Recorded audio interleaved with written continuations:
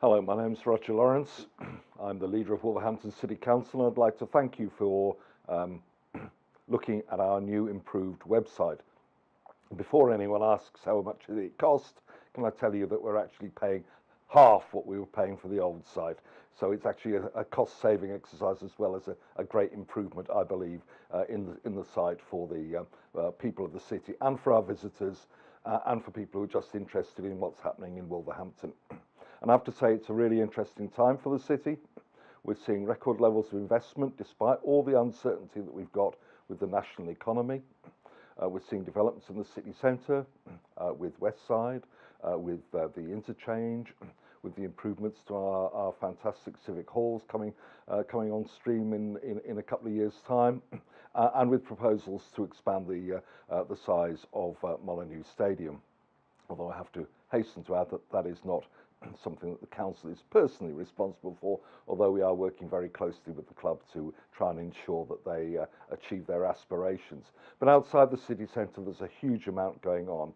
If you look at Wednesfield with Pantheon Park and with Steel Parkway, new industrial developments really exciting for the city. If you look at Bilston Urban Village, a delightful new urban park has been put in there using European funding, and we are seeing about 400 houses being built for the people of the city.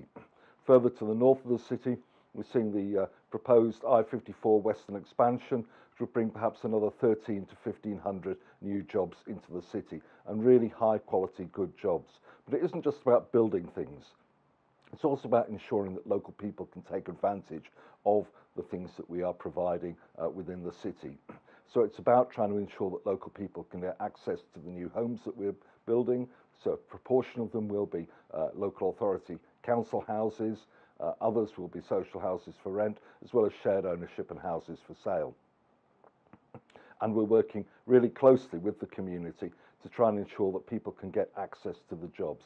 2 years ago, I set up the Wolves at Work scheme with a target of reaching 3,000 people in 2 years. Well, it's not quite 2 years yet, and we've already reached 4,000 people. Fantastic achievement for the team working with young people and older people, trying to ensure that not only do they get into employment, but when they get employment, they can stay in employment.